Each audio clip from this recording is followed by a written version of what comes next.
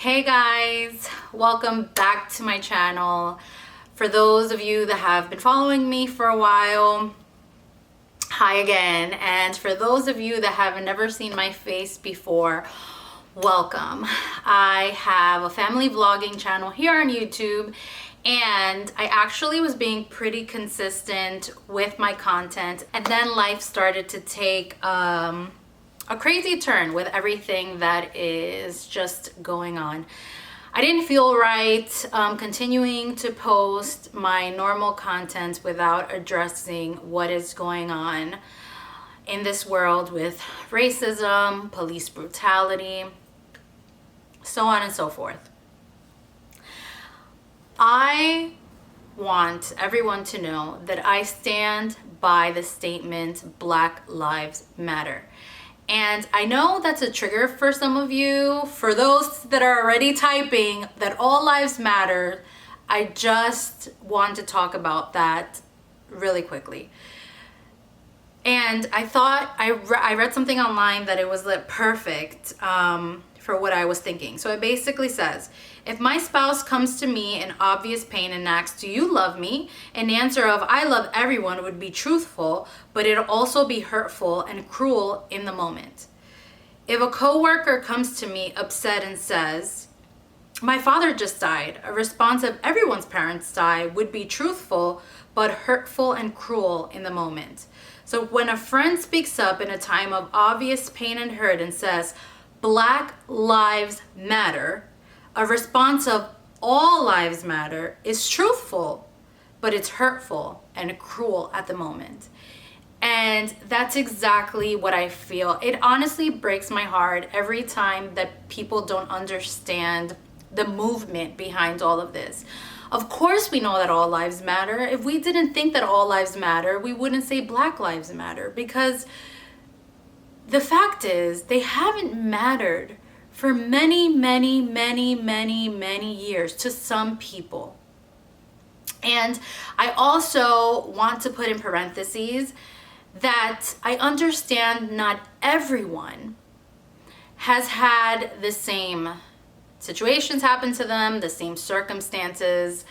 They haven't experienced life the way other people have experienced life. So there may very well be Black people that have not experienced racism, that have not experienced it at all. And that is very well possible, but it doesn't mean that a lot of people have not experienced it. And I am one person, because of the color of my skin, I have experienced racism. Whether it's because someone made a comment about the color of my skin, or I went into a store and people were just following me a little bit more than they were following anyone else, or whether I went into a community that was predominantly all white and I went into a store. And this actually happened to me. I don't know if you guys remember, and I'm not trying to make this about me, but I just want all those seeing this to understand that people have gone through this.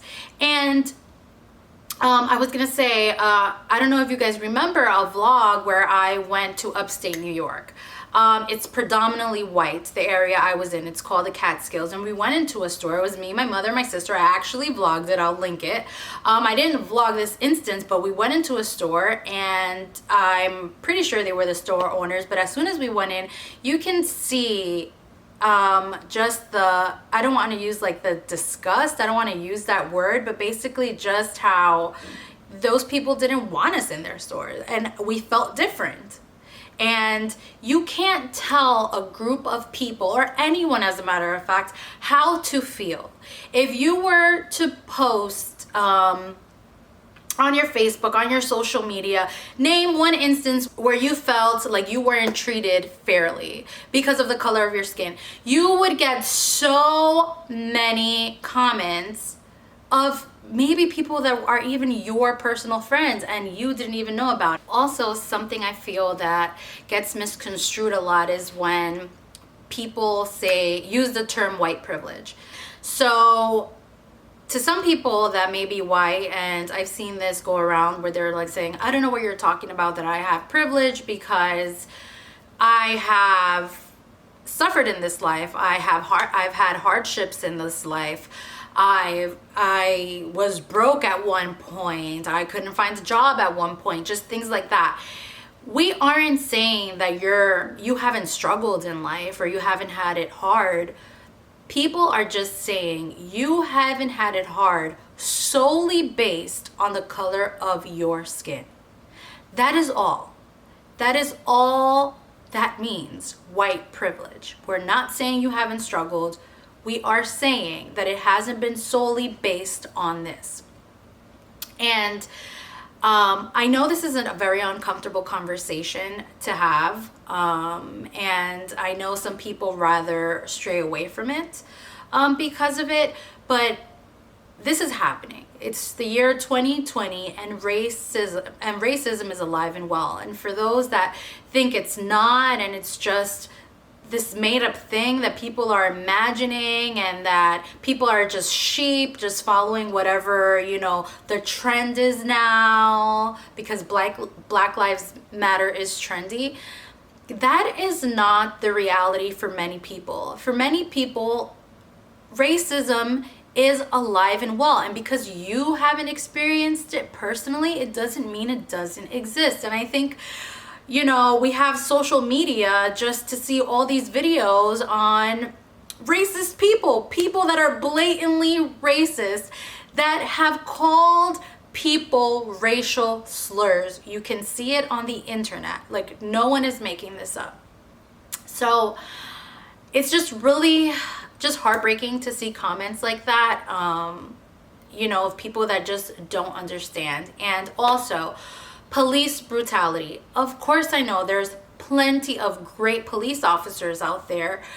You that may be watching me probably have a husband that's a police officer or a wife that's a police officer, and your husband and wife is a tremendous individual. I also know amazing police officers that stand by peace, that stand by what's right, that stand by protecting the community.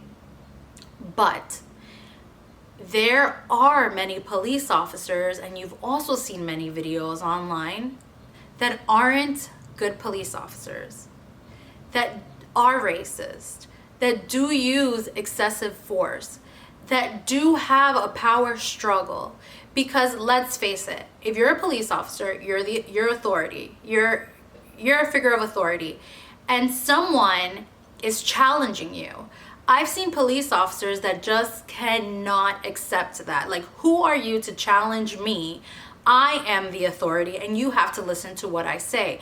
And the problem is, and we've all witnessed it with George Floyd's video, which I haven't seen, and it makes me so emotional, honestly, guys, because I couldn't even get through the whole thing, okay? I literally couldn't. I had tears falling down my face, seeing this, just how they didn't care for that human life. And another thing, so many people are like, well, he wasn't a saint. He did this, and this. I want you all to understand that it doesn't matter what that man did. That man did not deserve to die. And the problem that the community is seeing is that not only do you have officers that have this power struggle with people, but then you have their colleagues who do not speak up and say something. None of those officers that not only were they on top of George Floyd, they did not say a word against what was occurring at that moment. And it resulted in this man's death. And that is a problem.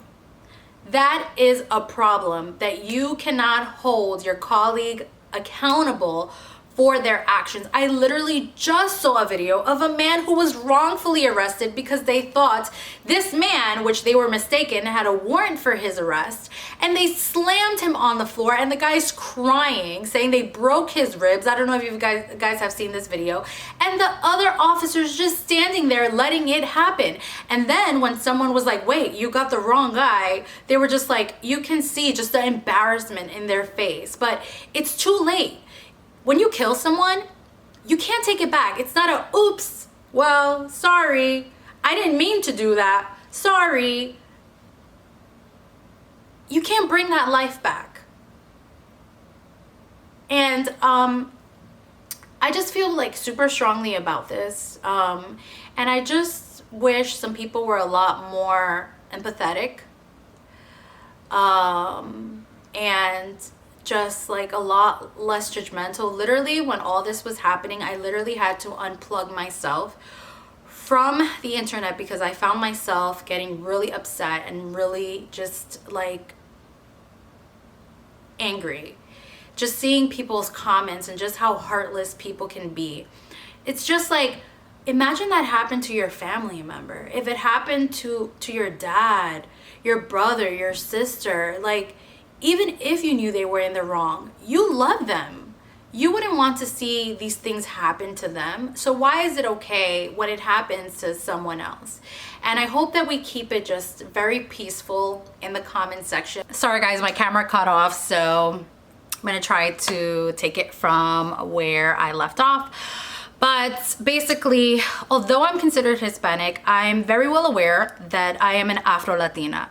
I'm very well aware I am black too. It's, you know, and I know that there are a lot of Hispanic people that can't come to terms with that. But to be completely honest, when they see the color of my skin, they do not see white, okay? And I'm very well aware of the history of the Dominican Republic. And I am very well aware that people just have difficulty coming to terms on the fact that they are black. And also that also brings a question on why is that? Why is that something that you should be ashamed of? Why is that something that you can't come to terms with? You know, it just goes back to the beginning of just this racial fight that we are all having. And I also, that's something that I wanted to mention as well, because I actually did see a comment where one of my followers wanted me to just say what I think. And, you know, I am very well aware that we have a long way to go. We have a long just way to go. I think ignorance is just, I think the ignorance that has been shown is just amazing. And just to see people that are even Christian that just don't show the love of Christ. Literally, the word says, love your neighbor as you would yourself. I mean, it's just super discouraging. And the fight isn't over. It really isn't. And I just want to, you know, let you guys know that if you want to support, I'm going to leave links down below on ways that you can support. Sign those petitions. You know, there's so many petitions to be signed. There also, you can give money to organizations, you know. You can repost. You can educate yourself. Educate yourself on things that are just happening, things that have been happening. I literally took a sociology class in college, and it was about the prison system, on how the government decides on where to place prisons. And it's just, it was so eye-opening for me, just how everything is like a full circle. So just, you know, just educate yourself. You know, just, you know, even I have to educate myself. I still am not educated enough, you know. Even it's one thing that you take away from this video is that we just try to understand each other a little bit better and just try to show compassion and empathy and not be so quick to talk, but to listen to other people. You know, and not be so caught up in your emotions where you can't learn from another person, from the trials and like tribulations they have faced in this life. Just always have an open heart and an open ear. I love you guys. I hope that we continue just to come together in one body and in just one mindset, and that we continue to support each other and we continue to speak out on injustices that are happening around us.